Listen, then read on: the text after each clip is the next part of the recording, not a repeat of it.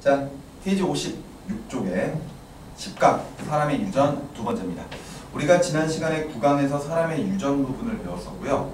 우리가 사람의 유전을 배우면서 그 전에 있었던 멘델의 유전 법칙과 사람의 유전에서 차이가 생기는 과정을 우리가 좀 살펴보았었습니다. 특히나 우리가 크게 두 가지로 구별지어서 좀 이야기를 해본다면은 이때 유전이 일어날 때 염색체의 이동에 의해 각각 그 염색체가 가지고 있는 어떤 유전 정보가 결과적으로 발현되는 과정을 설명할 때 단일인자 유전과 다인자 유전에 대한 내용들을 우리가 앞에서 다뤄봤었거든요. 그전에는 우리가 하나의 염색체 위에 하나의 유전자가 존재한다라고 하는 이 멘델의 유전 법칙의 기본 원칙에 따라서 이제 우리가 내용들을 살펴보다가 사람의 경우에는 워낙 형질이 다양하기 때문에 하나의 염색체 위에 하나의 유전 정보로 가지고는 설명이 안 된다라는 사실을 알게 되거든요. 그래서 우리가 더 생각을 해봤던 게 연관이라고 하는 것이었고, 연관과 함께 교차라고 하는 내용까지도 우리가 쭉 한꺼번에 생각을 했었단 말이에요. 그런데 어찌됐건 사람의 유전은 실질적으로 그렇게 완두의 유전처럼 간단하지 않다라는 사실을 우리가 앞 시간에서 다뤄보았었습니다. 그러면서 선생님이 실질적으로 단일인자 유전에서 상염색체에 의한 유전과 성염색체에 의한 유전에 대한 내용들을 설명을 해드렸었거든요. 근데 그 부분을 다시 한번 좀 정리를 하는 부분이 바로 페이지 56쪽에 나와 있는 사람의 유전 두 번째 부분입니다.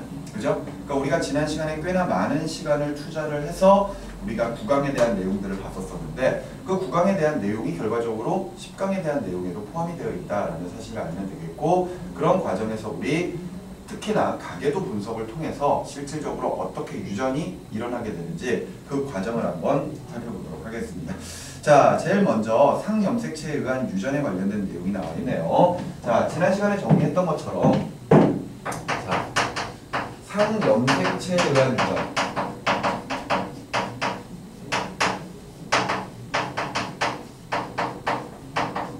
형질을 발현하는 유전자가 상염색체 위에 존재하는 경우를 우리가 제일 먼저 봤었습니다. 그랬을 때 상염색체는 남녀 구별 없이 가지는 염색체이기 때문에 만일 상염색체에 의해 유전이 일어난다면 이때 남녀 발생 빈도 차이가 있다 없다? 발생 빈도 차이 있다 없다? 없다 그랬습니다. 그렇죠? 그러니까 뭐 예를 들어서 어떤 형질 같은 것들이 남자에서 많이 나타난다거나 또는 여자에서 많이 나타난다거나 그런 식의 구별이 전혀 존재하지 않아요. 그죠? 그렇기 때문에 우리가 예를 들어서 표현을 할 때도 X나 Y 같은 이런 성염색체는 전혀 신경 쓸 필요가 없고 상염색체로 가지고 이야기를 하는 거다 보니까 어떤 형질에 대한 어떤 대문자나 소문자를 정해서 멘델의 유전 법칙을 우리가 했던 것처럼 그대로 이어나가면 되는 것이 바로 이 상염색체에 의한 유전이었습니다. 자, 그랬을 때 두 번째로 보니까 상염색체에 의한 유전의 유전 형질의 우열 관계가 나와 있는데 거기에 보니까 상염색체에 의해서 유전이 일어나는 과정이 쭉 설명이 되어 있죠. 자, 그런데 여기에 있는 내용들이 모두 다 나오는 것은 아닙니다. 주로 이제 많이 다뤄지는 것들을 좀 보면은 첫 번째로 나와 있는 PTC 미명이 있죠. 자, 선생님이 지난 시간에 PTC 미명에 대해서 잠깐 좀 설명을 해드렸었을 겁니다.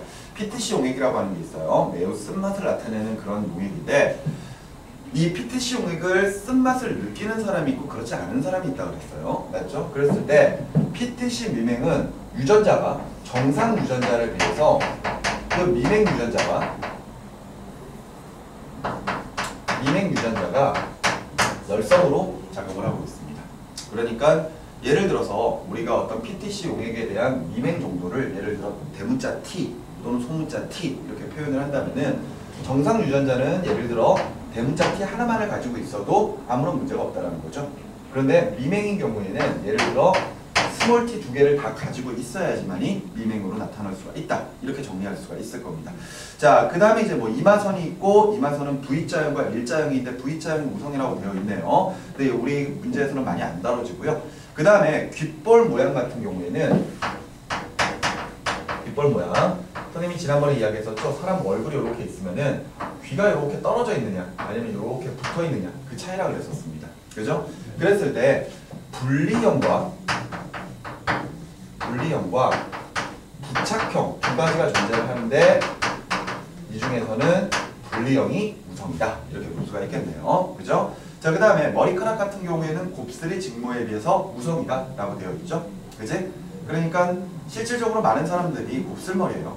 그죠? 그 곱슬머리인 이유가 그 곱슬머리 유전자를 하나만이라도 가지고 있으면 곱슬이 나타나기 때문이죠. 근데 가끔 이렇게 이야기를 하면은 선생님 곱슬 중에서도 진짜 곱슬이 심한 사람과 반곱슬이 있지 않아요? 뭐 이렇게 얘기하는데 그거는 신경 쓸 필요가 전혀 없습니다.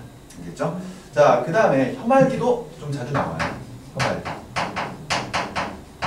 그러니까 혀를 U자 모양으로 말 수 있느냐 없느냐인데 혀를 말 수 있는 사람과 말지 못하는 사람들 이때 두 종류가 있다면은 이때 말 수 있는 사람이 우성입니다.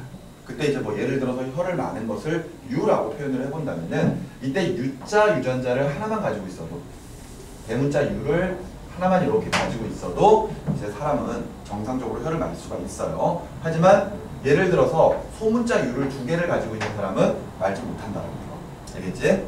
자, 그런 것이고요. 자, 그 다음에 뭐 눈꺼풀은 쌍꺼풀이 외꺼풀에 대해서 우성 관계네요. 그죠? 우성이네요. 자, 그 다음에 손가락 길이 또는 수가 있는데 요거는 조금 잘 봐주시기 바랍니다. 손가락 같은 경우에는 정상인에 비해서 손가락이 짧은 사람이 있어요. 그걸 뭐 담지증이라고 표현을 합니다. 그리고 예를 들어 손가락이 5개가 아니라 6개인 경우도 있거든요. 그런 것들을 다지증이라고 표현을 합니다. 근데 요거는 정상 유전자에 비해서 담지증이나 아니면 다지증 유전자가 더 우성이에요. 알겠니? 그러니까 이거는 우리가 생각하는 그런 어떤 유전, 특히 뭐 안 좋은 유전이라고 생각을 했을 때 손가락이 짧거나 아니면 손가락 수가 많은 건 문제가 있는 거잖아. 그럼 그런 것들은 열성으로 작용해야 되지 않겠느냐라고 생각하지만 도리어 우성으로 작용한다라는 것들을 좀 기억을 해두시기 바라고요. 자, 그 다음에 또 하나 RH식 혈액형. RH식 혈액형 지난번에 이야기를 했었을 텐데 RH 플러스 0이 RH 마이너스 0에 비해서 우성입니다. 됐습니까? 자, 이렇게 해서 각각 우열관계를 좀 따져볼 수가 있었고요. 이것 말고도 우리가 이제 ABO식 혈액형 같은 경우에도 상염색체 유전에 의한 것이다 라고 이제 이야기를 했었었죠.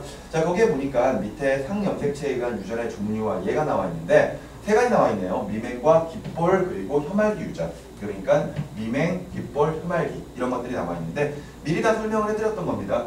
이 미맹인 유전자를 예를 들어 T라고 표현을 한다면은 예를 들어 정상 같은 경우에는 대문자 T를 2개를 가지든가 아니면은 대문자 T, 소문자 T 하나를 가져도 역시 아무런 문제가 없다라는 거죠. 맞지? 그리고 예를 들어 이제 귓볼 같은 경우에는 E라고 표현을 하고 있는데 분리형을 대문자 E라고 하고 부착형을 소문자 E라고 한다면은 소문자 E는 2개가 있어야지만이 부착형으로 나타날 수가 있다라는 겁니다.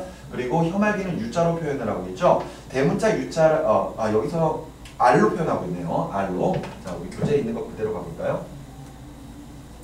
자, 이때 말 수 있는 사람을 대문자 R이라고 한다면은 못 마는 사람은 소문자 R을 2개를 가져야지만이 혀를 말 수가 없다. 이렇게 이제 이야기를 할 수가 있습니다. 됐습니까? 네. 자, 그 다음에 따로 우리가 또 하나 봐야 될 게 ABO식 유전자, ABO식 혈액형. 요거였는데 우리가 어떤 형질을 결정할 때 2개의 유전자가 서로 짝을 지어서 하나의 형질을 결정하는 경우를 이제 단일인자 유전이라고 표현을 했습니다. 지금 우리가 보고 있는 건 다 단일인자 유전에 관련된 내용이죠. 그런데 지금 ABO식 혈액형 같은 경우에는 그 형질을 결정하는 유전자의 종류가 몇 가지? 3가지야. 맞지?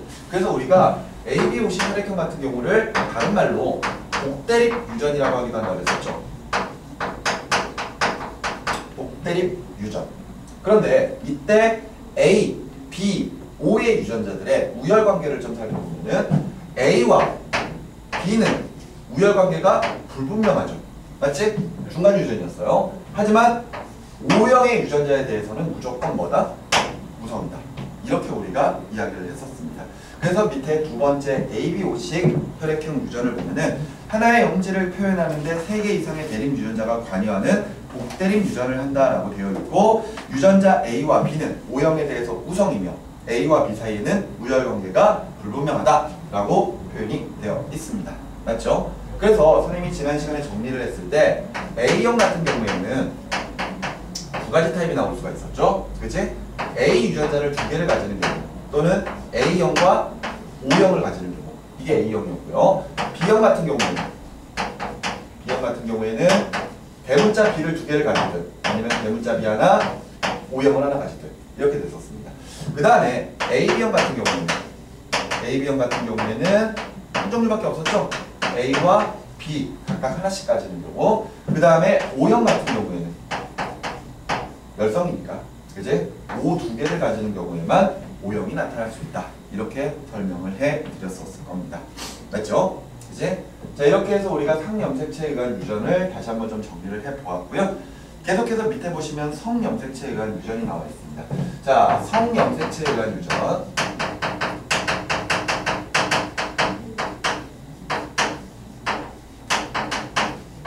성염색체에 의한 유전은 말 그대로 X 또는 Y 염색체 위에 유전자가 존재하는 거기 때문에 이 경우에는 남녀 발생 빈도에 차이가 생긴다 그랬죠.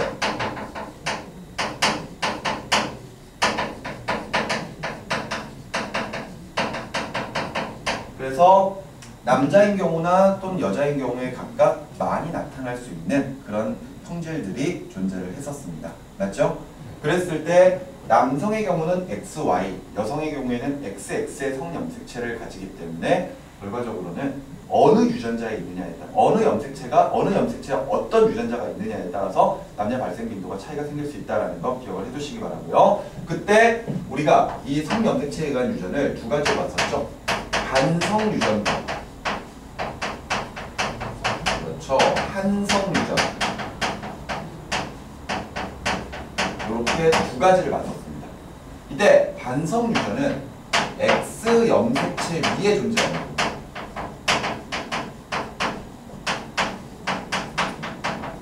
유전자가 존재하는 경우, 이 경우가 우리가 이야기하는 반성 유전이고요. 한성 유전은 Y 염색체 위에 유전자가 존재하는 경우였죠.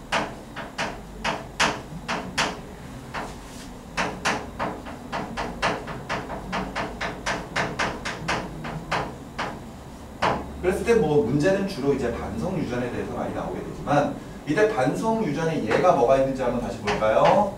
대표적인 게 혈우병이 있고요. 혈우병. 그 다음에 상맹 같은 것들이 있었죠. 이런 것들이 반성 유전의 대표적인 예가 되겠습니다. 그죠? 특히나 이 반성 유전 같은 경우에는 X 염색체 위에 존재를 하면서요. 지금 현재 둘 다 혈우병과 생맹 같은 경우에는 정상 유전자가 저 유전병 유전자보다 항상 우성으로 작용을 했었습니다. 맞죠? 그런데 이때 남자인 경우에는 X랑 Y 두 가지를 가지고 있는데 이때 X 염색체 위에 아무런 유전자가 없다면 정상으로 나타날 거고, 그지? 반대로 X 프라임 Y를 가진 경우에는 유전병이 나타난다 그랬죠. 그죠? 이렇게 남자는 두 가지 타입이 있었습니다. 자, 근데 여자인 경우에는 XX면은 당연히 정상이었어요. 그죠? 그런데 X 두 개 중에 하나만 유전자를 가지는 경우, 이 경우에도 어떻다 그랬죠? 정상이라 그랬죠. 왜냐하면은 정상 유전자가 유전병에 대해서는 우성이니까, 맞지? 그래서 이런 경우를 우리가 다른 말로 뭐라 불렀었죠? 보인자라고 표현을 했었습니다. 그죠? 이런 것들을 우리가 보인자 이렇게 표현을 했었고요. 그 다음에 X 염색체 위에 모두 다 유전병이 있으면은 유전자가 있으면은 당연히 유전병이 나타나겠죠. 그러면서 선생님이 지난번에 그 여성인 경우에는 예를 들어서 혈우병인 경우에, 그지?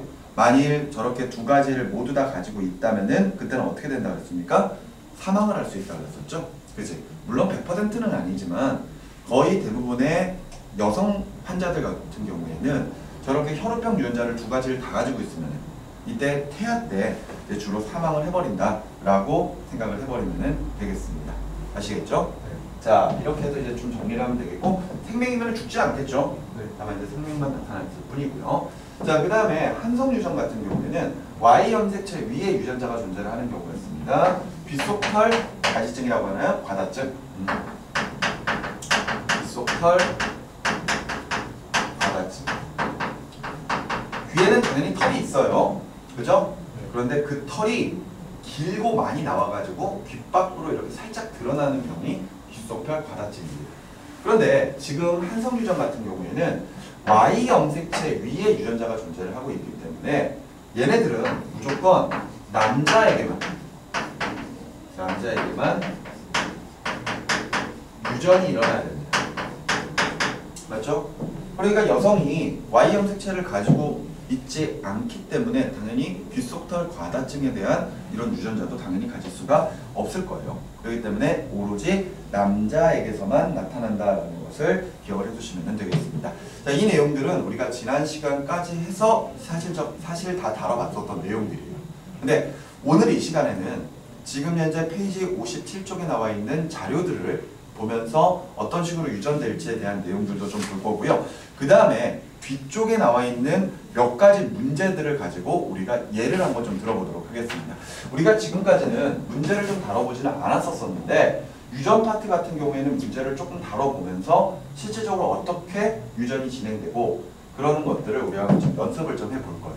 무슨 말인지 알겠죠? 자, 그러면은 그 옆에 자료에 대한 내용부터 먼저 한번 좀 살펴보도록 하겠습니다. 자, 제일 먼저 나와 있는 자료 1은 상염색체에 의한 유전에 관련된 내용이네요. 자, 그런데 여기는 이제 자료니까 여기 우리에게 제일 먼저 이제 상염색체에 의한 유전이다 이렇게 이제 표현을 해 놓긴 했습니다.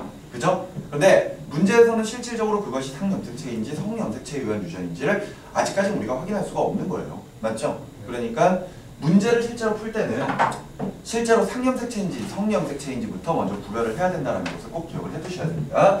자, 일단 보니까 정상 남자와 정상 여자가 있는데 각각 하얀색으로 좀 표현을 해볼게요. 둘 다 이제 정상입니다.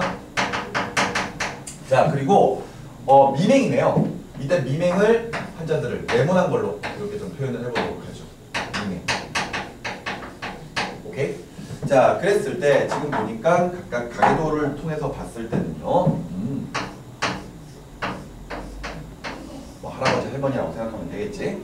할아버지 할머니가 아니고 할아버지 할머니가 각각 5번 그리고 6번 각각 아버지 어머니 뭐 고모 이모 뭐 이런 분들을 낳는 거죠. 그지? 그리고 나서 계속 이어서 저쪽 또 할아버지 할머니가 계십니다. 할아버지 할머니가 계시고 이렇게 또 자식을 낳았는데 네, 역시 마찬가지로 두 분을 낳았네요. 그리고 이 관계에서 여기 뭐가 나오는지 몰라요. 여기 뭐가 나오는지 모르고 여기는 남성 또 결혼할 겁니다. 그랬더니 이렇게 나타납니다. 자, 이거 색깔로 바꿔야 되는데 맞지? 색깔 칠하지 뭐. 1, 2, 3, 4, 5, 6, 7, 8, 9, 10. 자, 미맹 좀 표현해볼까요? 자, 이거 미맹이고요. 미맹이고, 미맹이고. 그 다음에 미맹이고. 그리고 여기도 미맹이고. 자, 이렇게 되어 있습니다. 자, 일단은 미맹과 관련된 내용부터 좀 먼저 볼게요. 아시겠죠? 자, 보시기 바랍니다. 자, 지금 1번과 2번 부모 사이에서 5번과 6번 자식들이 태어날 거예요. 이랬을 때 지금 현재 1번 부모가 미맹입니다. 미맹은 상염색체에 의한 유전이죠. 특히나 정상에 대해서 열성이니까 미맹은 무조건 소문자 T 2개를 가져야만 하겠죠. 그러면은 지금 현재 1번 할아버지가 지금 미맹이니까 소문자 T 2개를 가져야만 할 겁니다. 그런데 지금 2번 할머니 같은 경우에는 지금 현재 정상으로 지금 작용을 하고 있으니까 예를 들어 대문자 T를 2개를 가지거나 또는 대문자 T, 소문자 T 이렇게 이제 가지고 있어야 되겠죠. 맞지? 그런데 지금 1번, 2번 할아버지 할머니 사이에서 5번, 6번이 각각 태어났을 때 5번이 지금 미맹이 나왔어요. 그럼 5번 같은 경우에는 무조건 스몰 T 2개를 가져야만 한다는 거. 그럼 이때 1번 할아버지는 무조건 스몰 T밖에 못 줍니다. 그러면은 나머지 하나는 무조건 2번 할머니가 줘야 된다라는 결론이 될 테니까 2번 할머니는 좋든 싫든 간에 무조건 대문자 T, 소문자 T일 것이다. 이렇게 확인할 수가 있겠죠. 이해가 되시나요? 확정될 수 있습니다. 그런 상태에서 6번은 지금 정상입니다. 맞죠? 6번 부모는 정상인데 이때 할아버지가 무조건 소문자 T를 주니까 정상이 나타나려면 할머니가 무조건 대문자 T를 줘야 된다는 것도 확인할 수가 있겠죠. 그지? 자, 6번 부모는 지금 현재 대문자 T, 소문자 T 이렇게 이제 가지고 있다는 거 역시 확인할 수 있을 거예요. 자, 넘어가서 3번 같은 경우에도 정상 지금 현재 유전자를 가지고 있는 정상이니까 대문자 t, 대문자 t일 수도 있고 대문자 t, 소문자 t일 수도 있는 겁니다. 그죠? 근데 4번 할머니는 지금 미맹이니까 무조건 소문자 t 두 개를 가져야만 할 거예요.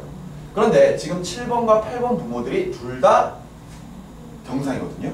근데 무조건 4번 할머니가 무조건 소문자 t를 줄 수밖에 없으니까 7번과 8번은 무조건 좋든 싫든 대문자, 소문자 하나씩을 각각 가져야지만이 정상으로 나타날 수 있을 겁니다.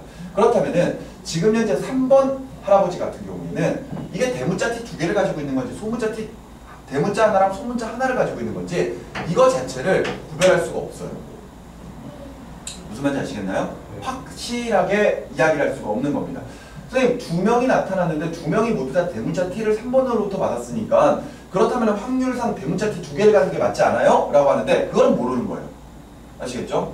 대문자 t 하나랑 소문자 t 하나씩을 가지고 있어도 대문자 t만 줄 수 있는 거거든요. 확률상. 알겠니? 그러니까 무조건 대문자 t 두 개를 가지고 있을 것이다. 확인이 불가능합니다.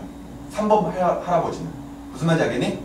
자, 그런 상태에서 지금 현재 6번과 7번 부모는 둘 다 대문자 t와 소문자 t를 가지고 있는 상태예요. 지금 이 물음표에 대한 내용은 나중에 좀 하도록 하고요. 지금 8번과 9번 부모 사이에서 미맹이 또 나타났습니다. 10번 자식이 미맹이 나타났다는 이야기는 8번과 9번이 각각 소문자 t를 하나씩 줘야 된다는 건데 8번, 9번이 모두 정상이니까 9번이 역시 마찬가지로 대문자 t, 소문자 t를 하나씩 가지고 있어야지만이 10번 자식에서 결과적으로 소문자 t 두 개가 나타날 것이다. 이렇게 우리가 예상을 할 수가 있습니다.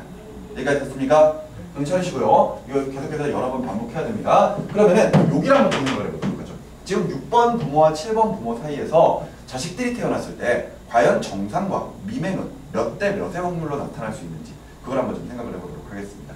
일단은 6번, 7번 부모는 둘 다 대문자 t, 소문자 t를 가지고 있기 때문에 6번 부모가 대문자 t를 줄 수도 있고 아니면은 소문자 t를 줄 수도 있어요.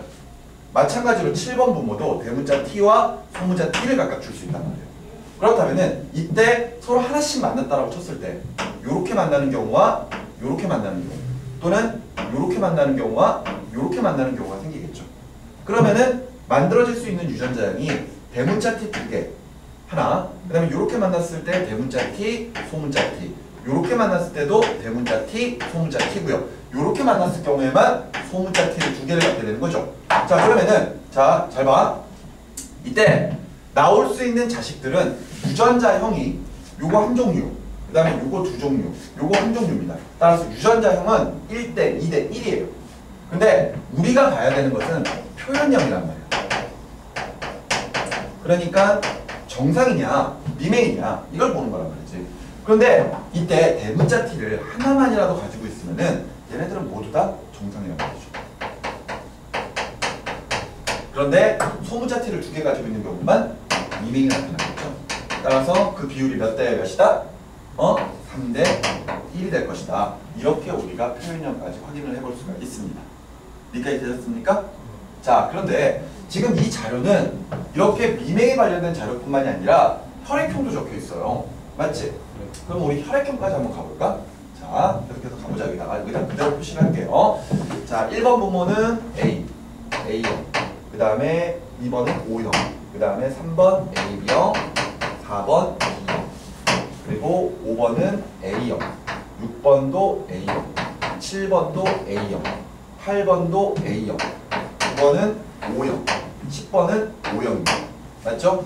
자, 일단 뭐 다른 것들은 둘째 치고라도 우리 6번과 7번 부모 사이에 어떤 자식이 태어났을 때 이때 정상과 미맹이 각각 3대 1의 비율로 나타날 수 있다고 그랬어요. 그러면은 6번과 7번 부모 사이에서 나타날 수 있는 혈액형이 어떤 게 가능한 건지 한번 생각을 해보도록 하죠. 자, 그러면은 6번 부모의 혈액형인 A가 A인지 A5인지부터 판단해야 되겠죠? 근데 보니까 이 1번 할아버지가 A형이라는 것은 AA 아니면은 A5라는 이야기예요. 맞죠? 그리고 할머니가 O형이니까 무조건 할머니는 O 두 개를 가지고 있어야 되겠지. 근데 다른 건 둘째 치고 6번 부모 같은 경우에는 A형이에요. 그러려면은 할머니가 무조건 O형을 줬을 테니까 할아버지는 무조건 A형을 줘야 될 것이다. 이렇게 확인할 수 있겠죠. 그래서 지금 현재 6번 부모는 A5형의 유전자를 가지고 있습니다. 자, 그러면 7번 가보죠. 7번 같은 경우에는 지금 현재 3번 할아버지가 A, B형이니까 두 개를 다 가지고 있어야 되거든. 맞지? A도 가지고 있고 B도 가지고 있고 그런데 4번 할머니가 B형이니까 예를 들어 B일 수도 있는 거고 B5일 수도 있는 거잖아요. 맞죠? 그런데 7번 어머니가 A형이란 말이야. 그러면은 A형이라면은 A 아니면은 A5가 돼야 된다는 얘기인데 이때 할아버지가 A형을 줬고 B형인 할머니가 B를 줘버렸다면 AB형이 나오겠죠.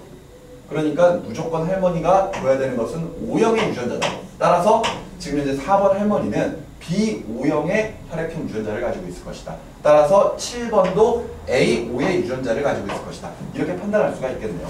그렇다면은 6번 부모와 7번 부모는 둘 다 A와 O 유전자를 줄 수가 있는 거겠죠. 그러면은 여기다가 다시 좀 정리를 해보면은 6번 부모와 7번 부모 사이에서 줄 수 있는 유전자가 A와 O 각각 이렇게 줄 수 있는 거죠.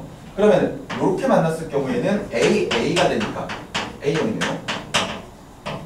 그리고 이렇게 만나는 경우에도 A5가 되니까 역시 A형이 될 겁니다. 이렇게 만나는 경우에도 A5가 될 테니까 역시 마찬가지로 A형이겠죠. 그런데 이렇게 만나는 경우에는 O를 가져야 되니까 이 경우에는 O형이 나올 겁니다. 그러면은 이 경우에도 A형이 나올 수 있는 비율은 3개, 그 다음에 O형이 나올 수 있는 건 하나니까 A형 대 O형이 각각 3대 1의 비율로 나올 것이다. 이렇게 우리가 예상을 할 수가 있겠습니다. 됐습니까? 이게 자료 1의 상염색체에 의한 유전이었어요. 됐죠? 지금 미맹과 혈액형은 둘 다 상염색체에 의한 유전이기 때문에 특별히 XY 염색체를 구별할 필요가 없었던 겁니다. 그런데 이런 과정을 통해서 미맹도 확인할 수 있었고 혈액형도 어떻게 나올 수 있는지 그것들을 확인을 해볼 수가 있었습니다. 알겠죠? 자, 그 다음에 자료 2로 계속해서 넘어가도록 합니다. 이번에는 자료 2가 생맹유전입니다. 생맹유전이니까 생맹 나오면 바로 나와야 돼. 얘네들은 X 염색체 위에 있는 반성유전이겠구나. 반성유전이겠구나. 바로 나와야 돼. 무슨 말인지 알겠어? 그랬을 때 지금 아무런 색깔을 칠하지 않은 사람을 정상, 그리고 생맹 유전자를 가지고 있어서 생맹이 나타난 사람을 노란색으로 표현을 하겠습니다. 생맹이에요. 무슨 말인지 알겠어? 자, 근데 야, 미리 봐봐. 생맹이 나타나려면은 X 염색체 위에 유전자가 있어야 돼요. 그러면 야, 봐. 이 사람. 남자니까. 그지? XY일 텐데 이때 유전자가 X 위에 하나만 있어도 생명이 돼버리죠. 근데 여성의 경우에는 둘 다 X 염색체 위에 이렇게 있어야지만 생명이 나타날 겁니다. 맞죠? 자, 이거 생각해 놓고 가계도를 보도록 하자고요. 자, 이렇게 되어 있고 그 다음에 생명남자, 그 다음에 정상여자 이렇게 되어 있고 정상, 그 다음에 7번, 8번이 7번, 8번이 아니구나. 7번, 8번이 이렇게 되어 있고 여기는 몰라요. 이거 뭐가 나왔지? 그리고 5번이 생명남자랑 결혼을 하네요. 생명남자랑 결혼을 하고 자녀를 3명을 낳았습니다. 정상, 정상, 그 다음에 생명. 이렇게 나타나네요. 생명입니다. 1, 2, 3, 4, 5, 6, 7, 8, 9, 10, 11. 야, 봐봐. 지금 생명유전이 X 염색체 위에 유전자가 있어서 일어나는 반성유전이에요. 우리 아까 미맹 같은 경우에는 남자와 여자를 이렇게 구별을 막 해놨는데 특별히 뭐 남자한테서 많이 나타난다거나 또는 여자한테서 많이 나타난다는 것을 여기 우리가 보고 있는 자료로는 확인할 수가 없습니다. 근데 여기를 가만히 보니까 지금 현재 좀 특이하게도 여성은 지금 생명이 전혀 없네요. 맞죠? 여성은 생명이 전혀 없어요. 그러면서 남자만 지금 막 생명이 나타났거든요. 그랬을 때 생명이라고 하는 게 무조건 남자에게서만 나타난다는 건 아니지. 그지?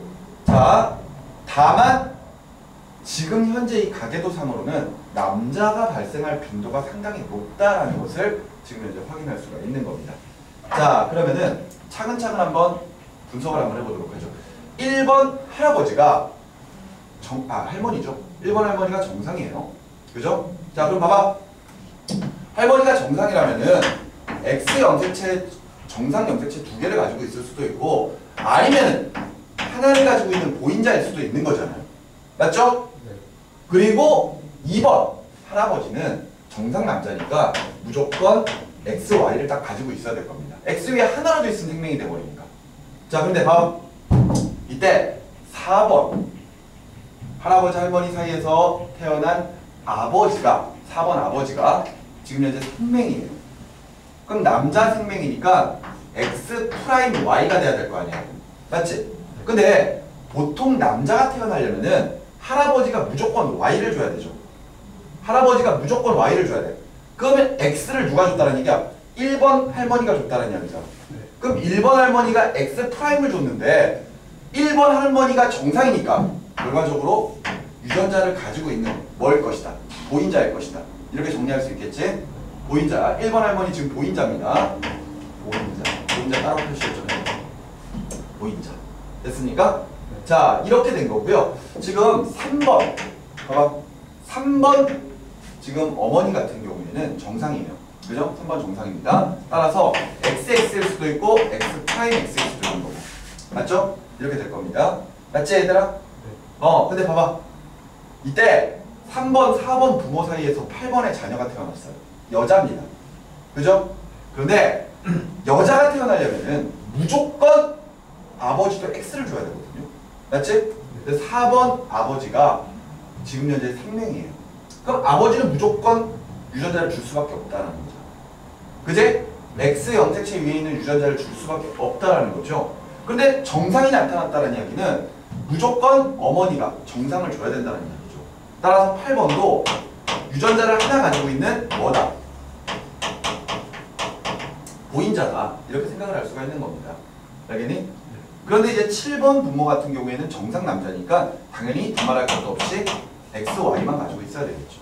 됐습니까? 여기까지 일단 정리를 해놓고 또 3번은 지금 현재 완전한 정상인지 아니면 보인자인지는 확인할 수가 없어요.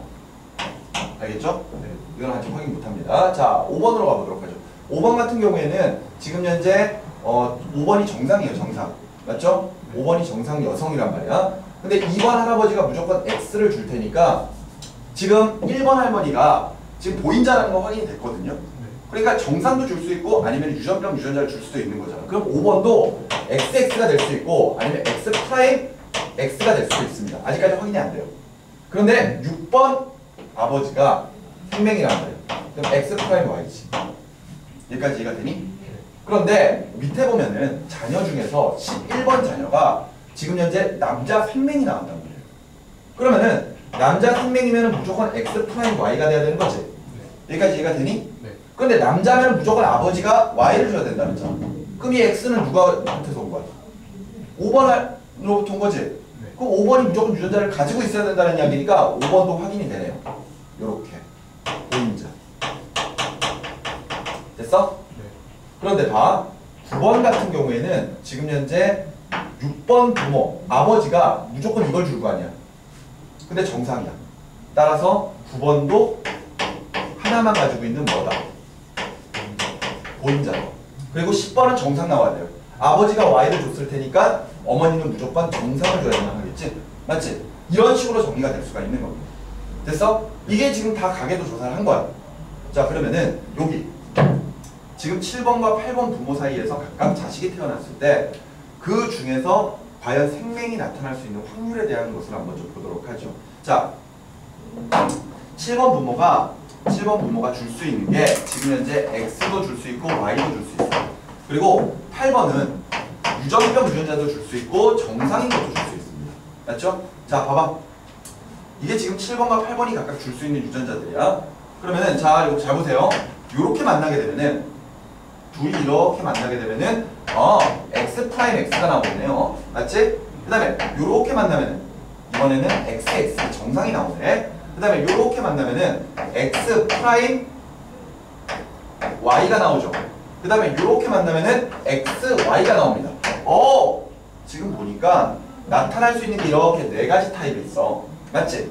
근데 잘 봐봐. 우리가 이제 문제에서 다루는 것은 확률이거든요. 확률. 근데 잘 봐라. 지금 네 가지의 경우의 수가 있습니다. 그런데 봐. 요거 지금 정상이야, 생명이야? 정상. 당연히 정상이죠. 요거는 생명이죠. 얘 지금 생명이야. 얘는 정상입니다. 그러면은 지금 여기에서 확률을 따질 때 전체에 나타날 수 있는 자녀 중에서 생명인 확률, 전체 중에서 생명인 확률은 4분의 1이죠. 맞죠? 그럼 몇 퍼센트? 25%. 맞죠? 그런데 문제가 전체 생명을 물어볼 수도 있지만 그렇지 않은 경우도 있어요. 어떤 경우가 있냐면은 남자 아이들 중에서 생명인 확률은 이렇게 물어볼 수도 있단 말이야. 그럼 자, 여기 봐봐. 여기 중에서 남자일 확률은 몇 가지 경우가 있어? 두 가지 경우가 있지? 그 중에 한 가지가 생명인 거잖아. 그러면은 남자애가 생명에 걸릴 수 있는 확률은 2분의 1이죠. 두 가지 경우 중에 한 경우가 생명인 거잖아. 그러니까 결과적으로 남자 중에 생명이 걸릴 수 있는 확률은 확률상 몇 퍼센트? 50%인 거야. 만일 자녀가 태어났는데 그 아이가 남자애라면은 결과적으로 확률이 50% 확률로 바뀌어버리는 거거든. 그리고 여자 아이들 중에서 생명의 확률은 이렇게 물어보면은 역시 두 가지 경우가 있네요. 근데 한 가지의 경우는 보인자야. 하지만 정상이지. 그리고 또 나머지 한 경우는 완전한 정상이거든요. 그러면은 두 가지의 경우 중에서 생명이 걸릴 확률이 없죠. 그러면은 여자 생명이 나올 확률은 무조건 0%가 되버리는 겁니다. 무슨 말인지 알겠습니까? 이렇게 구별하는 문제들이 나오는 거예요. 굉장히 지금 현재 복잡하게 칠판에 정리를 해놨는데 이게 지금 우리가 문제를 풀 때 다 하나하나씩 해야 되는 내용들입니다. 이거 선생님이 지난 시간에도 이야기했지만 귀찮다고 생각하고 문제에 접근해 나가면 절대 안 돼요. 이런 문제가 여러 문제가 나오는 게 아니라 기껏해야 한두 문제 정도가 출제가 될 거란 말이에요. 그렇기 때문에 절대 귀찮다고 생각하지 말고 해주셨으면 좋겠습니다. 알겠죠? 자, 여기까지 보고 잠깐 칠판을 좀 지우고 계속해서 자료 3번으로 가보도록 할 겁니다.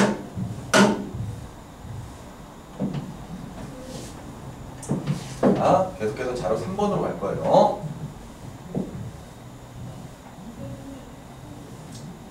선생님이 이 부분은 지난 시간에도 이야기했지만 그렇게 빨리 나갈 생각은 없습니다. 아시겠죠? 자, 어찌됐건 이 세 번째 자료 3번에 대한 내용을 볼 겁니다. 자, 자료 3번은요. 그룹별 유전이에요. 그런데 일단 교재를 먼저 읽어보지 말고 선생님이 지금 먼저 이야기하는 것부터 보세요. 예를 들어 문제에서 그룹병 유전에 대한 가계도이다 라고 해서 가계도가 쭉 나올 겁니다. 그런데 예를 들어 이렇게 딱 나왔으면은 이 그룹병 유전이라고 하는 게 우리가 앞에서 어떤 예로 보진 못했거든요. 그러니까 도대체 그룹병 유전이 상염색체에 의한 건지 성염색체에 의한 건지 그것부터 판단을 해야 될 거 아니에요. 맞죠? 자, 그런데 일단 가계도를 좀 보면은 볼까요? 자, 정상 남자와 정상 여자가 있습니다. 정상이에요. 그리고 그룹병에 걸린 각각 남자와 여자를 노란색으로 표현을 할 겁니다. 그룹병이에요. 색깔 칠하지 뭐, 그지? 자, 그랬을 때, 자, 가계도를 이렇게 그려보도록 하겠습니다. 따따따라.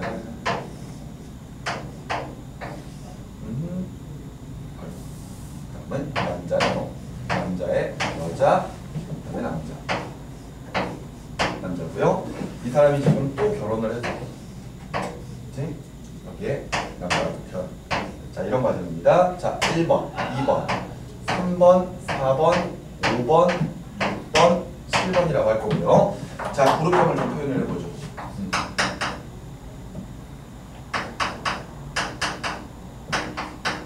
그룹형이 이렇게 많이 나오네요.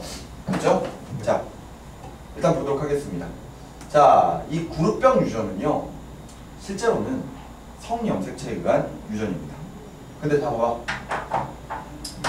선생님이 지난 시간에도 이야기했듯이 제일 먼저 구별해야 될 것은 상염색체에 의한 유전인가 그렇지 않은가 그것부터 이제 좀 판단을 해야 된다 했거든요.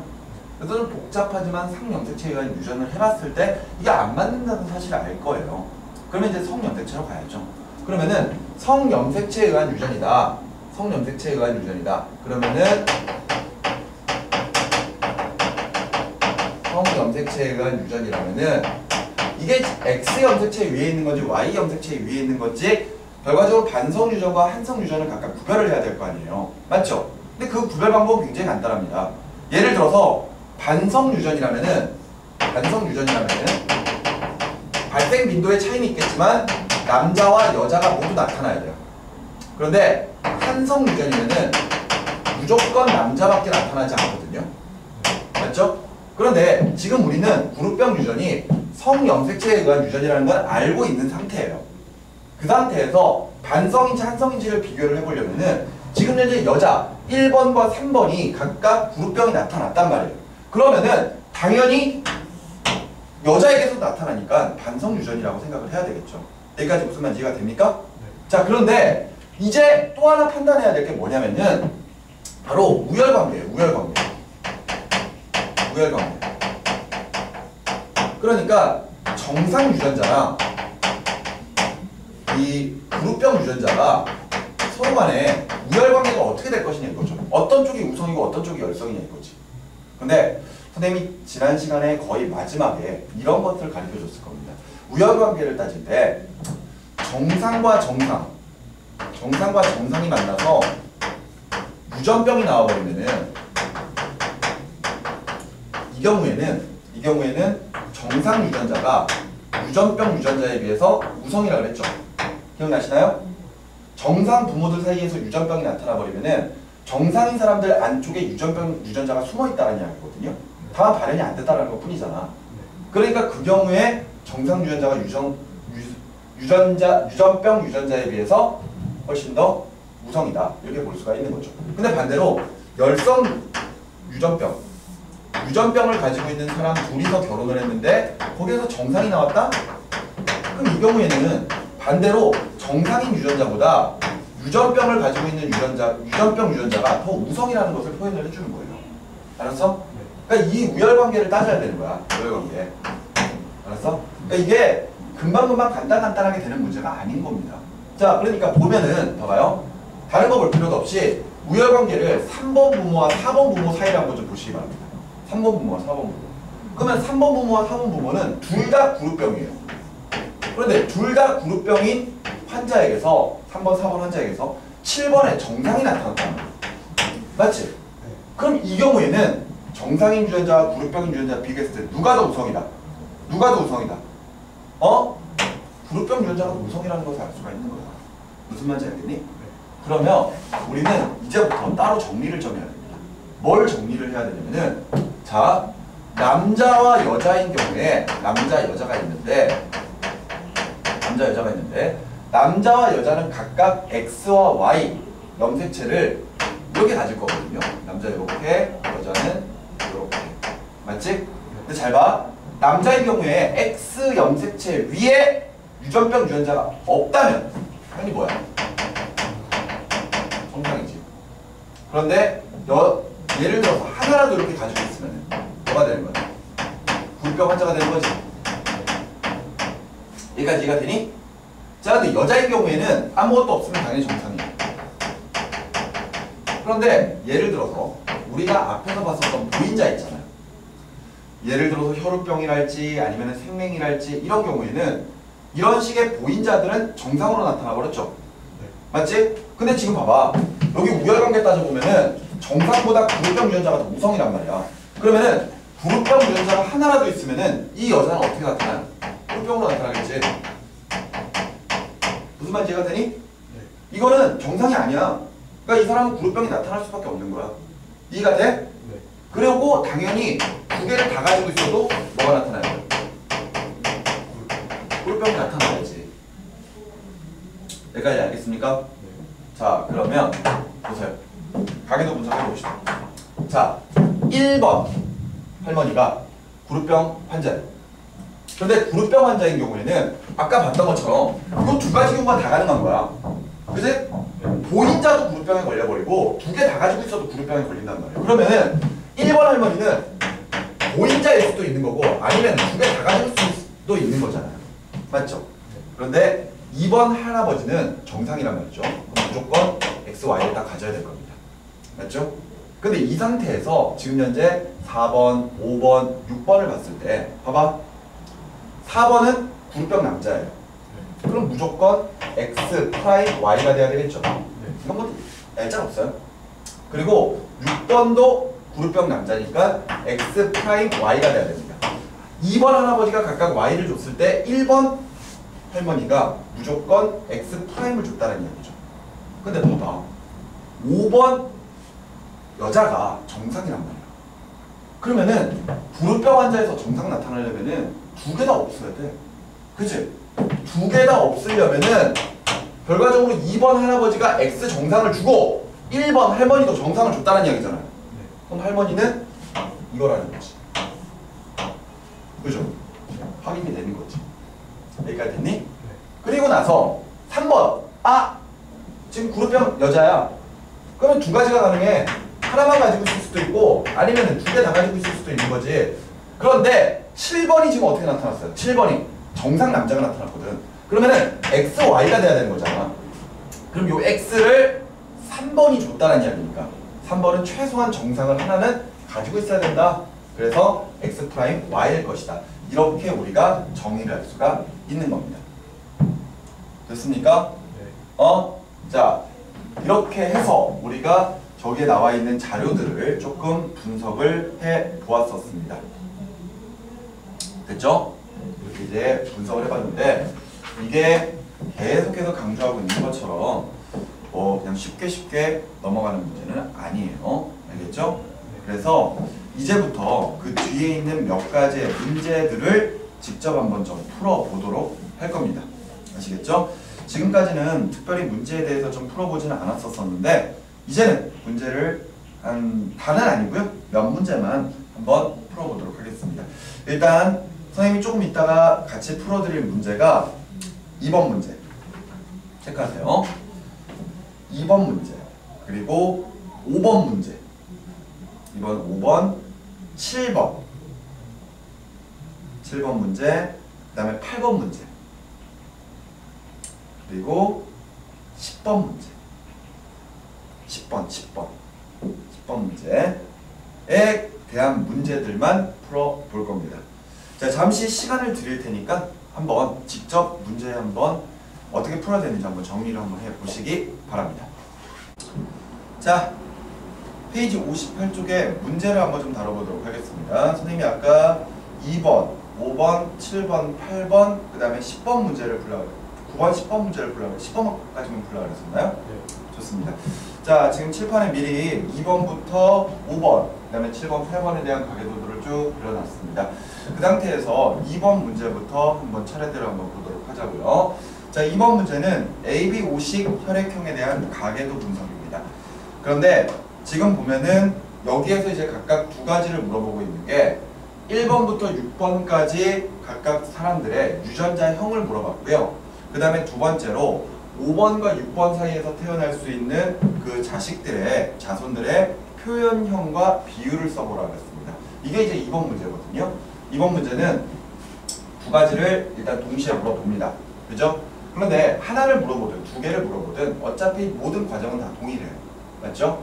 자, 먼저 2번 문제를 풀기 전에 AB5식 혈액형이다 라고 바로 문제에서 밝혀줬으니까 지금 얘 같은 경우에는 상염색체에 의한 유전인지 성염색체에 의한 유전인지 바로 이제 딱 구별이 되죠. 이런 경우에는 당연히 상염색체에 의한 유전이겠구나. 따라서 남녀 발생 빈도 차이가 전혀 없는 그런 유전이겠구나. 이렇게 생각을 할 수가 있을 겁니다. 특히나 이제 혈액형 같은 경우에 세 가지의 유전자가 서로 두 개씩 짝지어야 되니까 그것만 좀 잘 생각하시면 돼요. 자, 그러면은 1번부터 6번까지에 해당하는 저런 사람들의 유전자형을 적어보라고 했었는데 차근차근 한번 가보도록 하겠습니다. 1번 같은 경우에 A형이에요. 그러면은 두 가지가 가능한 거죠. A가 가능한 거고 A5가 가능한 거잖아. 맞지? 자, 그리고 2번에 B형인 사람은 역시 마찬가지로 B, B도 가능하고 B, O도 가능한 겁니다. 여기까지 되시나요? 그죠? 자, 그런 상태에서 이제 3번으로 가게 되면은 역시 B형이에요. 그러면은 역시 B, B도 가능하고 B, O도 가능하겠네요. 맞죠? 그런데 4번은 A, B형밖에 없으니까 결과적으로 A, B 하나밖에 없겠지. 이 사람은 지금 확정. 맞죠? 자, 그리고 나서 5번과 6번도 각각 B형과 A, B형이니까 B, B가 될 수도 있고 B, O가 될 수도 있고 마찬가지로 6번도 A, A가 될 수 있고 A, O가 될 수 있다라는 것 생각하고 이제 확실하게 잡아봐야 될 것 같습니다. 맞죠? 자, 먼저 1번과 2번 부모 사이에서 5번이 나타나요. 그런데 1번은 A형이고 2번은 B형입니다. 그런데 5번에서 B형이 나타났거든요. 그러면은 지금 현재 A형인 유전자는 A형인 사람은 AA 아니면 AO인데 만일 AA라면 무조건 5번에게 A형을 줘버리겠죠. 그러면 절대 B형이 나타날 수가 없단 말이에요. 따라서 무조건 O형을 줘야 되는 거니까 결과적으로 1번은 AO가 확실해지는 거죠. 그럼 자연스럽게 B형에 해당하는 5번도 역시 마찬가지로 BO가 확실해집니다. 그런데 지금 현재 2번 같은 경우에는 확인이 가능할까요? 2번은 불가능하죠. 둘 다 가능해요. 왜냐하면은 지금 1번과 2번 사람 사이에서 자녀가 한 명밖에 안 태어났단 말이에요. 그런데 문제는 1번 부모가 AO라는 건 확실해. 그러면 2번 같은 경우에 만일 BB형이라면은요 자식을 몇 명을 낳든 무조건 B형만 나타나야 돼요. 그런데 그것도 모르는 거예요. 사실은 100명을 낳아도 다 B형이 나올 수 있는데 그래도 BO일 수 있는 거거든.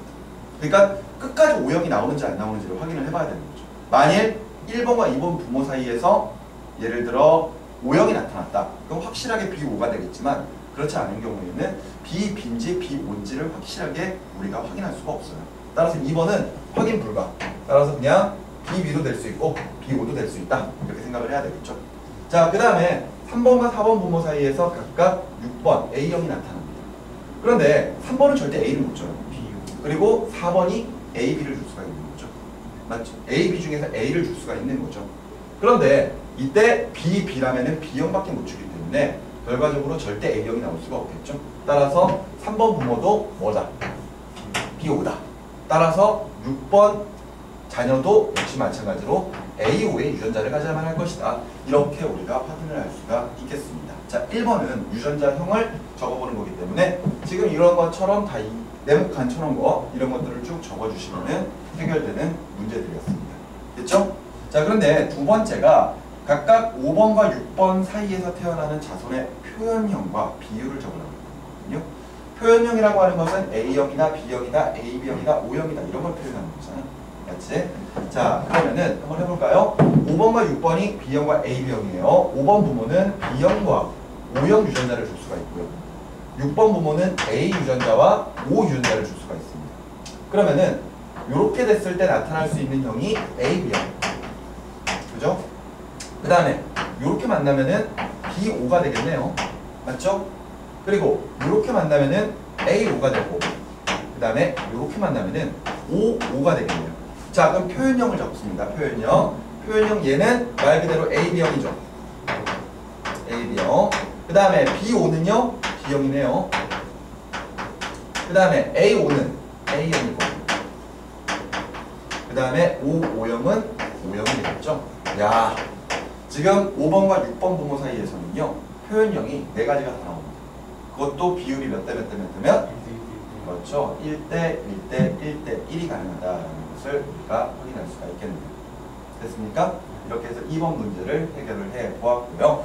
자, 5번 문제로 가보도록 하죠. 5번 문제는 혀말기 유전에 대한 가계도입니다. 지금 색깔을 칠해놓은 것이 지금 혀를 말지 못하는 사람이에요. 그런데 지금 보면은 역시 혀말기라고 딱 나왔기 때문에 얘는 상염색체다. 상염색체에 대한 유전이다. 그리고 혀를 말 수 있는 사람을 혀를 말 수 있는 유전자를 대문자 U, 그 다음에 혀를 말지 못하는 것을 소문자 U라고 한다면은 말 수 있는 정상이 혀말기를 못하는 사람에 대해서 우성일 것이다. 이렇게 바로 생각이 나야 됩니다. 그러면 역시 상염색체에 의한 유전이니까 결과적으로는 X, Y는 생각할 필요도 없어요. 그러면 일단 지금 색깔 칠해놓은 사람들이 혀를 모두 말지 못하는 사람이라고 그러거든요. 그럼 무조건 혀를 말지 못하는 사람은 소문자 유만 다 적어놓으면 되겠지.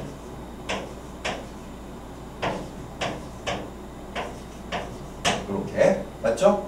그리고 나서 이제 나머지 사람들이 실질적으로 어떻게 유전자를 가지고 있는지 생각을 해야 됩니다. 지금 현재 혀를 말 수 있는 사람은 대문자 하나만 가지고 있어도 되기 때문에 대문자 2개를 가지고 있든 대문자 하나, 소문자 하나를 가지고 있든 다 가능합니다. 그죠? 그러니까 그런 것들을 다 확인을 해봐야 돼요. 근데 지금 보니까 요 부모 사이에서 지금 혀를 말지 못하는 사람이 나왔거든요. 그러면은 둘 다 소문자를 줘야 된다는 거니까 이 아저씨도 대문자유, 소문자유, 이 여자도 대문자유, 소문자유 이렇게 가진다는 것을 우리가 확인할 수가 있어요. 맞죠? 그리고 지금 여기는 둘 다 소문자를 가지고 있을 거고 여기서 역시 마찬가지로 또 혀를 말지 못하는 사람이 나왔기 때문에 정상인 요 어머니도 역시 마찬가지로 소문자 유를 줘야 되는 사람. 따라서 대문자 유, 소문자 유 이렇게 가지고 있다. 이렇게 확인할 수가 있겠네요. 그죠? 자, 그리고 나서 지금 현재 요 사람들인데 요 사람들이 결과적으로 문제인 거야. 그런데 둘 다 정상이에요. 둘 다 정상인데 여기 혀 말지 못하는 사람 나오네. 맞지? 그러면 둘 다 소문자를 가지고 있어야 되는 거니까 대문자 유, 소문자 유, 대문자 유, 소문자 유 이렇게 된다는 거 확인이 돼요. 여기까지는. 그리고 얘는 소문자 유, 소문자 가능하고. 근데 지금 요 녀석 같은 경우에는 둘 다 대문자를 줄 수 있는 거고 아니면은 대문자 하나, 소문자 하나를 줄 수도 있는 거죠. 그죠? 유자가 대문자랑 소문자가 잘 구별이 안 되니까 좀 잘 봐주시기 바랍니다. 원래 유 적으려면 이렇게 적어야 되나? 이렇게 적어야 되나? 편하게 가자. 알았지? 뭐 이해만 하면 되는 거니까. 자, 근데 이제 문제가 뭐야? 서형 2에 대한 설명 중 옳은 것만 보기 위해서 모두 골라보라고 했죠? 자, 먼저 기억에 혀말기 유전자는 성염색체 상에 존재한다라고 했지만 우리는 이미 혀말기 유전자가 어디에 있다? 상염색체 위에 있다라는 걸 알 수가 있습니다. 따라서 기억은 틀린 말이 되겠고요. 니은의 혀말기 가능이 불가능에 비해서 우성이다? 자, 이거는 여기를 좀 보면 알아요. 지금 요 부모와 요 부모 사이에서 지금 혀를 말지 못하는 사람이 나왔잖아요. 그러니까 정상인 두 부모 사이에서 지금 현재 혀를 말지 못하는 유전병을 가지고 있는 사람이 나타났거든요. 그러면 당연히 정상 유전자가 유전병 유전자에 대해서 어떻다? 우성이다. 이렇게 생각할 수가 있겠지. 따라서 니은은 맞는 말이 되겠죠. 정상 경질이 유전병, 혀말기 불가능에 대해서는 당연히 우성이 될 겁니다. 이해되셨죠? 니은은 맞아요. 그 다음에 디귿에 혀말기 불가능이 될 확률은 여자보다 남자가 더 높다 그랬는데 여자와 남자의 발생 빈도에 차이가 생길 수 있는 것은 상이 아닌 성염색체거든. 근데 이건 상염색체잖아. 그러니까 이거는 남자 발생 빈도의 차이는 전혀 없어요. 그죠? 뭐 우연히 남자가 많이 나타나거나 우연히 여자가 많이 나타나거나 그럴 수는 있지만 절대로 혀말기 유전은 성염색체에 의한 유전이 아니기 때문에 남자 발생 빈도의 차이가 없습니다. 따라서 디귿 틀린 말이에요. 그래서 답을 니은 하나만 2번으로 체크를 해주시면 되겠네요. 자, 계속해서 7번으로 넘어갈까요? 자, 이번에도 ABO식 혈액형 가계도이고요. 자, 이 과정에서 지금 철수와 영희가 각각 결혼을 했을 때 나타나는 자녀에 대한 내용이 아마 문제에서 다뤄지고 있는 것 같습니다. 자, 그랬을 때 이미 벌써 우리가 계속해서 연습을 하고 있기 때문에 바로바로 한번 가보도록 하죠. 자, 우리가 중요한 거는 철수와 영희의 유전형이에요. 그죠? 근데 그 전에 일단 할아버지 때부터, 할아버지 할머니 때부터 먼저 좀 살펴보면은 A형이니까 AA 아니면은 A5, B형이니까 BB 아니면은 B5. 마찬가지로 AB형이니까 이거는 AB 하나밖에 없겠네요. 여기 5니까 5 하나밖에 없겠죠. 그런 상태에서 지금 보니까 이거 철수가 A가 나왔어. 그럼 무조건 할아버지가 A 줬다라는 거죠. 할아버지가 A를 준 거고 할머니는 B를 줄 수는 없으니까 5를 준 거죠. 그러니까 할머니 B5. 할아버지 구별됩니까 이거? 할아버지 구별돼요? 몰라 이거는. 그치? 확인이 안 돼. 그러니까 요것도 지금 결과적으로 A5라는 건 알거든? 요거라니까 좀 이상하긴 하다. 사람인데, 그치? A5라는 건 확인이 되는데 지금 철수 할아버지가 지금 현재 뭔지는 몰라요. AA인지 AB인지 확인이 안 됩니다. 근데 여기 할아버지 할머니는 확실하거든요. AB 아니면 O형이니까. 근데 영희가 A형이 나왔으니까 결과적으로 할아버지가 A를 주고 할머니가 무조건 O를 줄 수밖에 없는 거죠. 옆에 영희 동생인지 영희 누나인지 뭐 그지? 영희 누나는 아니겠구나. 언니겠구나. 그지? 뭐 이렇게 됐을 때 이 사람도 무조건 A5가 될 수밖에 없다. 뭐 이렇게 생각할 수가 있겠네요. 자, 지금 일단 철수와 영희는 둘 다 A형인데 유전자형이 A5라는 것은 확인이 됐어요. 자, 그런 상태에서 설명으로 옳은 것만 골라보라고 했는데요. 먼저 기억에 철수가 2형 접합자이다라고 되어 있거든요. 자, 우리는 유전자형을 봤을 때 동형 접합이라고 하는 표현과 2형 접합이라고 하는 표현을 쓰기도 합니다. 아니면은 호모, 헤테로 이런 식의 표현을 쓰기도 하거든요. 그런데 여기에서 나오는 이 동형 접합과 2형 접합은 유전자형을 봤을 때 같은 유전자형이 있으면 동형 접합이고 서로 다른 유전자형이 있으면 2형 접합입니다. 그러니까 AB50 혈액형 같은 경우에도 AA나 BB 또는 OO 이렇게 똑같은 게 있으면 동형 접합입니다. 근데 예를 들어 A5나 B5나 AB나 이렇게 가지고 있으면 그건 2형 접합이거든요. 아니면은 예를 들어 대문자만 2개 가지고 있으면 동형 접합, 대문자 하나, 소문자 하나를 가지고 있으면 2형 접합 이렇게 표현할 수 있습니다. 근데 지금 철수 보세요. 철수는 어때요? A5죠. 그럼 둘 중에 뭐야? 2형 접합이지.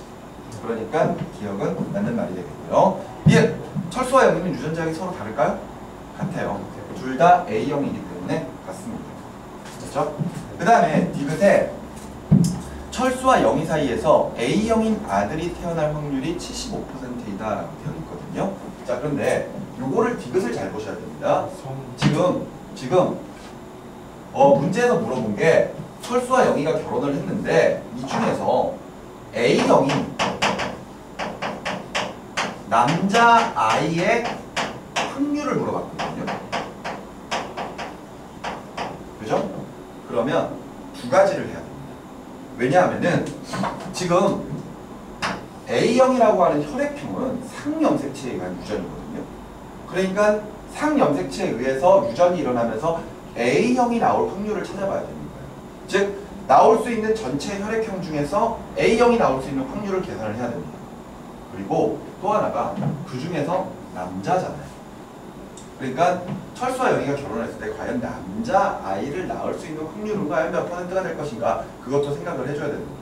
그럼 두 가지를 생각해 줘야 되거든요. 두 가지의 확률이죠. 그랬을 때 A형에다가 완전히 남자일 확률은 두 확률을 곱해줘야 됩니다. 아시겠죠? 그러면은 A형이 나올 확률부터 한번 볼까요? 자, 둘 다 A5, A5니까 그치? 여기다가 해보자. 철수가 A 줄 수 있고 O 줄 수 있고, 그 다음에 영희도 A 줄 수 있고 O 줄 수 있고, 맞지? 그러면은 요렇게 됐을 때 AA, 요렇게 됐을 때 A5, 요렇게 돼도 A5, 요렇게 되면은 O5가 나오네요. 맞죠? 그러면 지금 네 가지의 확률상에서 네 가지의 가능성에서 지금 이제 요 세 가지가 A, 맞죠? 그 다음에 요거 혼자만 O였네요. 그럼 A형이 나올 수 있는 확률은 전체적으로 4분의 3만큼이죠. 맞지? 여기까지 이해가 되니? O형이 나올 확률이 4분의 1인 거고요. 자, 그런데 이게 끝이 아니야. 우리는 지금 현재 A형이 나올 확률이 4분의 3이라는 걸 알았어요. 근데 남자애가 나올 확률을 또 생각을 해야 되거든요. 자, 철수는 X 아니면은 Y를 줄 겁니다. 영희는 XX를 주겠죠. 그러면 요렇게 만나면 XX, 요렇게 만나도 XX, 요렇게 만나면 XY, 요렇게 만나면 XY죠. 얘네들은 여자애들이고 얘네들은 남자애들이죠. 그러면은 전체 4개 중에서 각각 2개씩이니까 남자애와 여자애가 나올 확률은 결과적으로 2분의 1씩입니다. 그죠? 가만히 좀 솔직히 생각을 해보면은요, 이거는 뭐 철수와 영희뿐만이 아니라 모든 사람들이 다 마찬가지예요. 그죠? 설마 여자 남자 그래서 아이를 낳을 수는 없는 거니까 무조건 남자 여자가 결혼을 해서 아이를 낳는다면은 무조건 남자 여자의 확률은 2분의 1씩입니다. 근데 뭐 남자가 많이 나온다, 여자가 많이 나온다, 그런 거는 어떻게 보면 환경적인 영향이 크겠죠. 환경적인 영향이나 아니면은 결과적으로 성을 결정하는 것은 남자가 X를 주느냐 Y를 주느냐에 따라 이제 결정이 될 테니까 남성의 컨디션이나 뭐 그런 거에도 어느 정도 좀 좌지우지가 좀 될 겁니다. 어찌됐건 확률이 2분의 1이에요. 그러면은 남자가 나올 확률이 2분의 1이네. 그럼 두 개 확률 다 계산해야 돼. 4분의 3 곱하기 2분의 1. 그럼 얼마 나와요? 그렇죠. 8분의 3이 나오죠. 그지? 그러니까 확률은 8분의 3인 거고 퍼센테이지로 나타내면은 또 곱하기 100이 주면 될 거 아니에요. 그런데 디귿에서는 75%라고 했기 때문에 틀린 말이 되는 거죠. 됐습니까? 그래서 옳은 것은 기억 하나밖에 없네요. 1번으로 체크하시면 되겠습니다. 자, 계속해서 8번 볼까요? 8번도 ABO식 혈액형 가계도인데 이 중에서 가와 나 사이에서 태어나는 아이의 혈액형에 따른 확률을 좀 표현을 해보라고 했습니다. 그러니까 결과적으로 가와 나의 유전자형이 뭔지만 알면 되겠네요. 맞죠? 그치? 그러면 좀 빠르게 한번 가볼까요? 가는 AA 아니면은 A5가 될 겁니다. 그런데 지금 할아버지 할머니가 각각 A형과 B형이기 때문에 가가 될 수 있는 혈액형은 절대 AA가 될 수 없죠. 그러니까 무조건 가는 A5다. 확인이 되는 거지. 그리고 나를 좀 볼까요? 나는 좀 복잡해요. 나는 좀 복잡한데 지금 저 위에 증조 할아버지 때부터 말해요. 그치? 이때 A형과 B형. 그런데 여기 할머니가 B형이야. 그럼 할머니가 무조건 뭐가 돼야 돼? B5가 돼야 되거든. 그러면 지금 현재 A, B형이니까 A, B 이렇게 가져가란 말이죠. 맞죠? 그러면 지금 나 같은 경우에 가능한 게 뭐가 있어? BB가 있죠. 근데 이것만 했어? 아니죠. B5도 있습니다. 맞죠? 그러니까 지금 현재 나는 두 가지가 다 가능합니다. B, B도 될 수 있고 아니면은 B5도 될 수가 있고. 그지? 나가 확실한 건가? 내가 뭐 잘못 적은 건 아니지?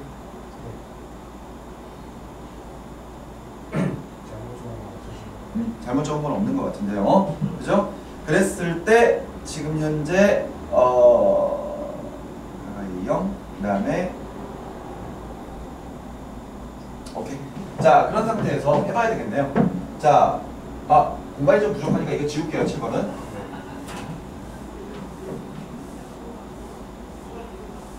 자, 7번은 좀 지우고. 자, 결과적으로 여기서 지금 현재 나타날 수 있는 혈액형이 어떻게 되느냐 지금 이걸 물어보고 있는 건데 지금 현재 가는 상관이 없어요. 왜?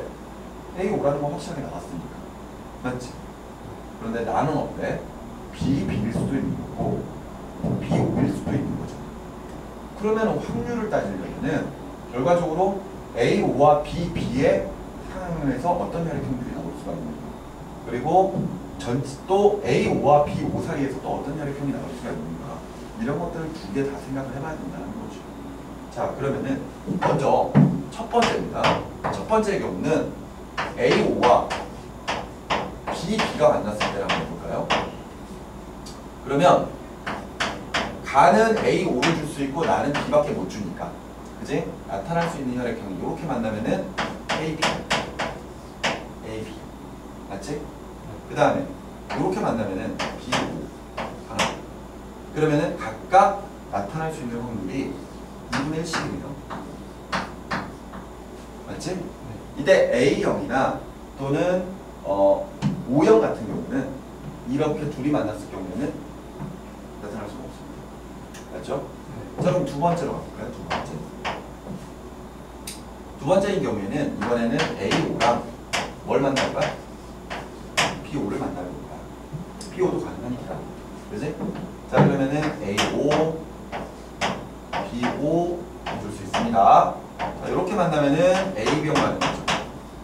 이렇게 만나면은 A5가 가능하네요. 이렇게 만나면은요. 여기 만나면은 O5가 가능하죠. B5가 가능할 거고. 그 다음에 이렇게 만나면은 O5가 가능한 거지.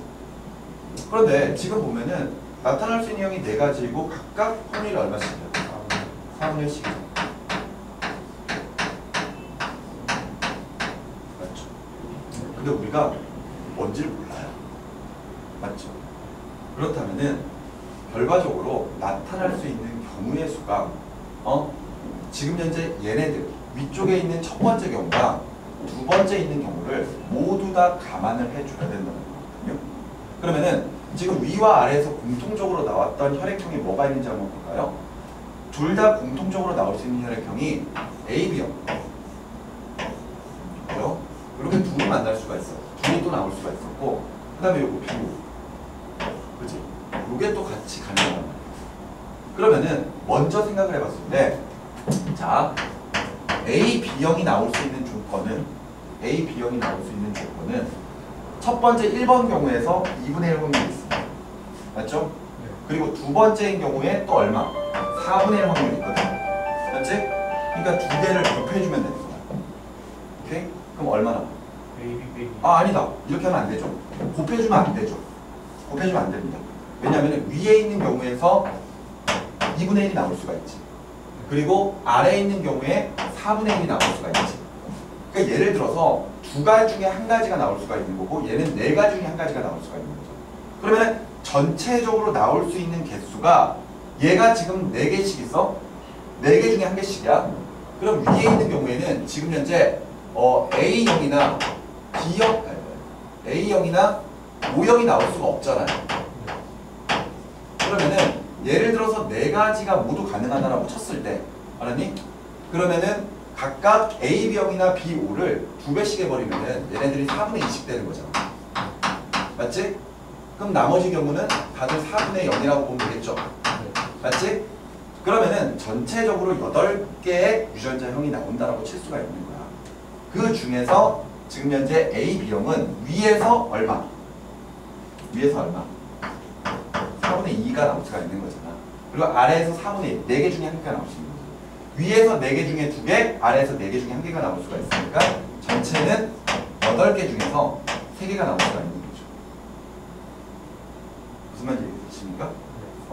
전체 중에서 전체 8개 중에서 몇 개가 나올 수가 있다? 3개가 나올 수가 있다. 무슨 말인지 이해가 되니? 그럼 B형도 마찬가지겠죠. B형 같은 경우에도 역시 마찬가지로 위에서 4개 중에 2개 그리고 밑에서도 4개 중에 1개. 그러면은 전체 8개 중에서 위에서 2개, 아래에서 1개. 그럼 몇 개? 8분의 3이 나올 수가 있겠죠. 이해가 되십니까? 자, 그런데 A형 같은 경우에는 전체 8개 중에서 요거 하나밖에 안 나오죠. 그러니까 이건 얼마? 8분의 1일 거고요. 마찬가지로 O형 같은 경우에도 전체 위에서 4개, 아래에서 4개에서도 하나밖에 안 나오니까 전체 얼마? 4분의 1이다. 이렇게 각각 확률들을 만들어 나갈 수가 있습니다. 그래서 나올 수 있는 확률 전체적으로 4번과 같은 확률로 나타내야 되겠죠. 여기까지 이해가 되시나요? 자, 이렇게 해서 지금 8번 문제까지 정리를 좀 해보았습니다. 그러면 이제는 아까 선생님이 10번 문제 풀라고 그랬었죠? 9번은 안 풀라고 그랬나?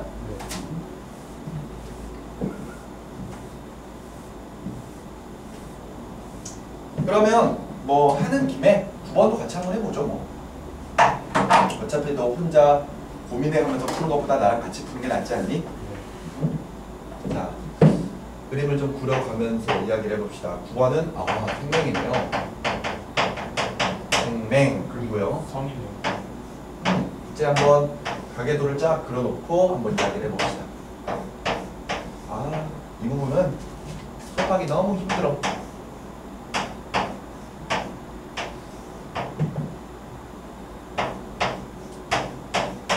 왜 이렇게 많이 낳는 거야?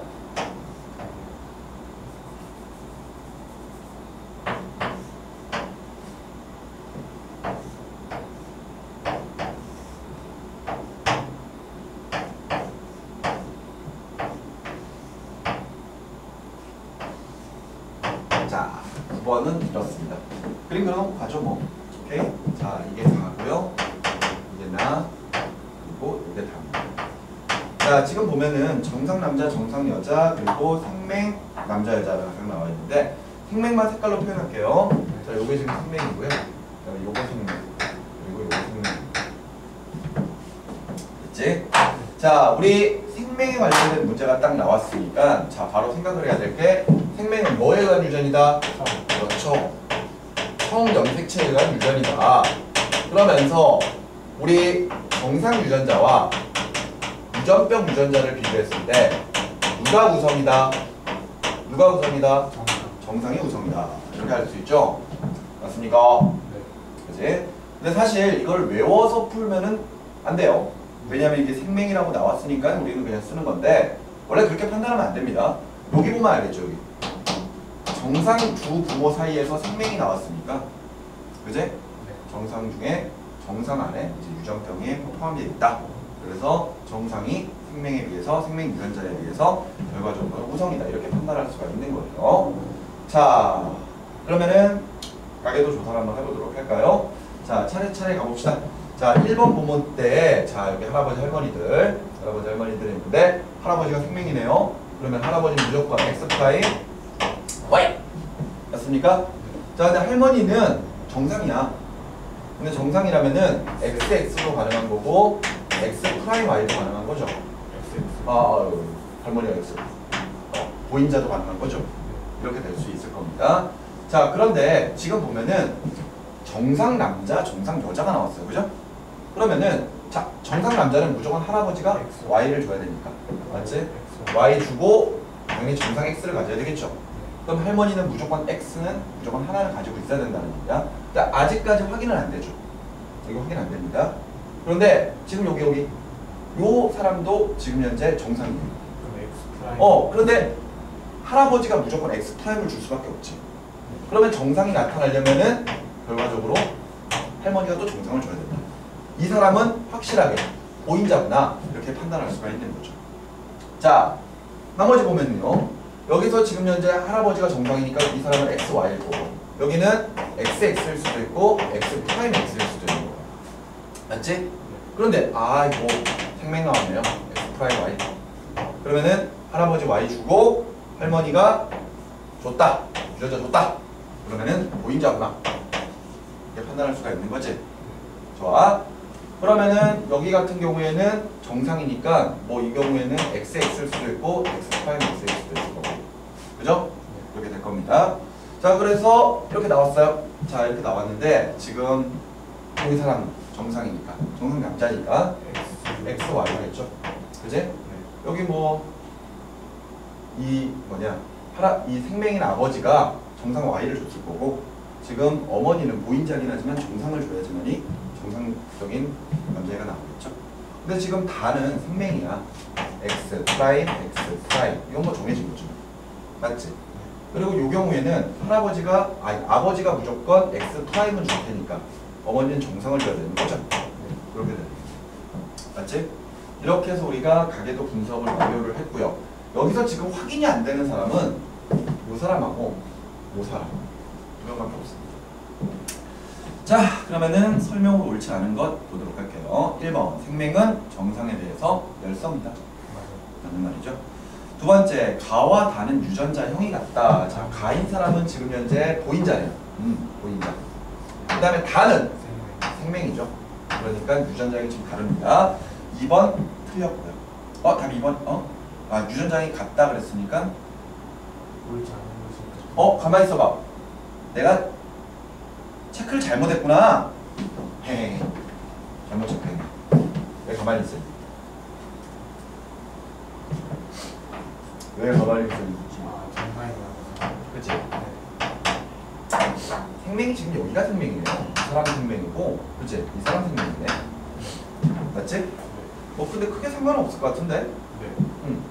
이 사람이 지금 X 프라임 Y고, X 프라임. 이 사람이 X 프라임 X 프라임이고, 맞지? 네. 다는 정상이야, 우리요. X 프라임 X. 근데 무조건 이 나가 X 프라임을 줄 테니까 보인자네.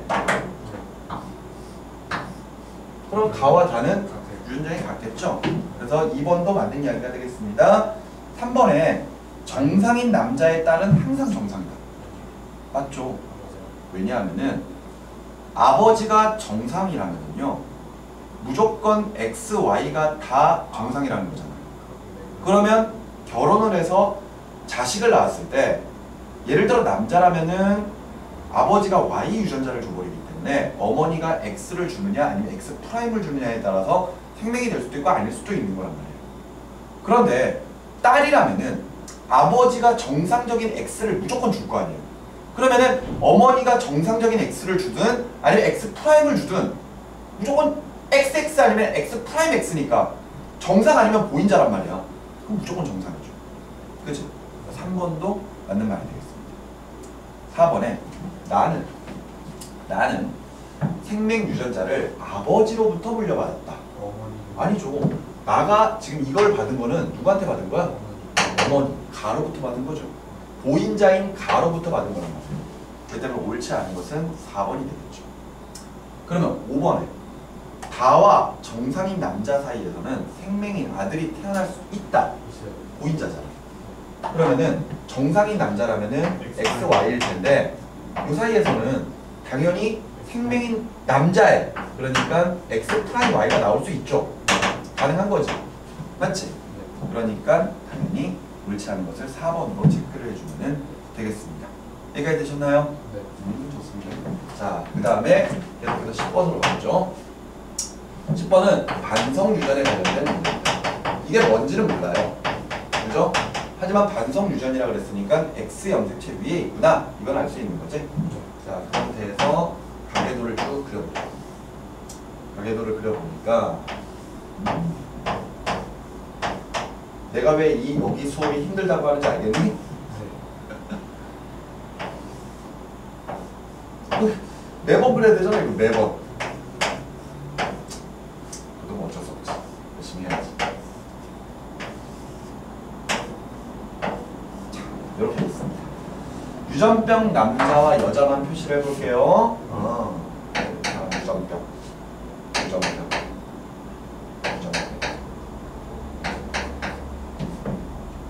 됐지? 네. 자, 그런데 자 일단은 반성 유전이라는 건 알고 있습니다. X 염색체 위에 있겠구나. 그런데 중요한 건 여기서도 우리가 하나 또 생각을 해봐야 될 게 뭐냐면은 지금 얘가 어떤 유전인지를 몰라요. 맞죠? 그랬을 때 정상 유전자랑 유전병 유전자 사이에서 어느 쪽이 우성인지 열성인지를 알아야 될 거 아니야. 맞지? 그럼 뭘 딱 보면은 알 수가 있을까요? 정상과 유전병 그거 맞는. 요거죠. 지금 보면은 둘 다 정상 남자, 정상 여자인데 여기에서 유전병이 나왔잖아. 그러면 정상 안에 유전병이 숨어 있다는 거야. 근데 발현이 안 된 거지. 그러니까 결과적으로 정상이 더 우성이라는 걸 알 수가 있는 거죠. 따라서 정상이 유전병에 비해서 우성이다. 확인됐습니다. 됐죠? 자, 이제 바로 가면 되지. 자, 여기 나, 아버지 어머니인데 중조, 고조인가? 고조부터 시작을 해야 되는 건가? 자, 바로 갑시다. X 프라임 알겠죠? 이거 뭐 두말할 것도 없을 거고요. 여기 할머니는 고조 할머니인가요? 고조 할머니는 X 프라임. XX일 수도 있고 X 프라임 X일 수도 있어요. 정상이니까. 근데 아이고 여기 뭐가 나타났어? 유전병 나타났잖아. X 프라임 X 프라임. 아버지가 여기 할아버지가 고조 할아버지가 X 프라임을 줬을 거고, 고조 할머니도 X 프라임을 줘야 되는 거지. X 프라임. 야, 근데 고조 할아버지 고조 할머니가 맞나? 아버지 아니지. 나 아버지 증조 같은. 증조다. 증조이지. 증조. 하여튼 그 중요한 게 아니니까. 결과적으로 증조 할머니는 보인자라는 거죠. 보인자. 확인해 놓고요. 자, 그 다음에 이렇게 결혼합니다. 자, 정상 남자예요. 그럼 무조건 XY. 반성 유전에 유전병 가지고 있는 남자니까 X 프라임 Y. 그죠? 지금 어머니가 예를 들어 반성 유전에 유전병을 가지고 있으면요. 지금 여기서 봤던 것처럼 아버지가 정상이든 아니면 유전병을 가지고 있든 남자애는 무조건 유전병이다. 어쩔 수 없는 거죠. 맞지? 네. 이해가 돼? 그런데 여기 있다. 이게 어머니죠, 어머니. 어머니 같은 경우에는 지금 현재 아버지가 정상적인 X를 무조건 줄 수밖에 없으니까 보인자겠죠? 보인자. 아버지는 정상이네. XY. 그래서 이 녀석은 어머니가 지금 유전병을 줘버렸기 때문에 X 프라임 Y가 될 거고요. 얘 같은 경우에는 아버지가 무조건 정상 X를 줍니다. 그런데 보인자인 어머니가 유전병을 줄 수도 있고 안 줄 수도 있는 거잖아.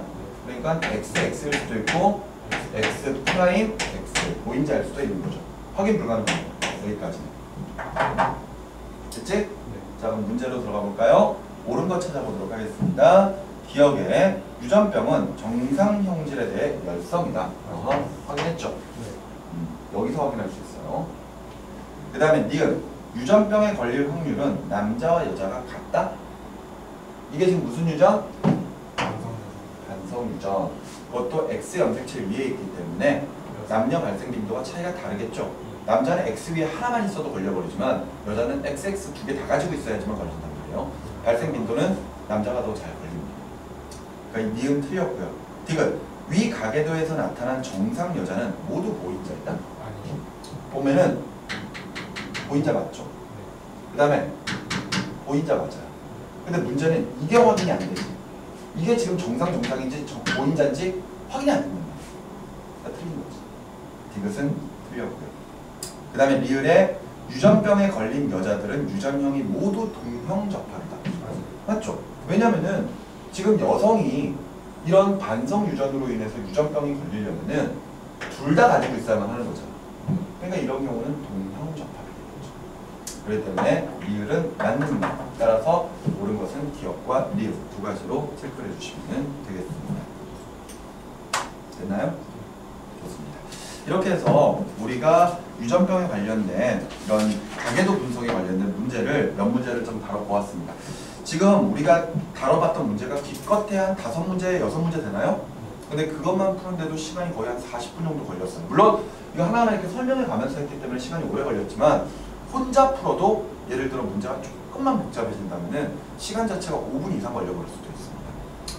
생각을 해보면은 우리가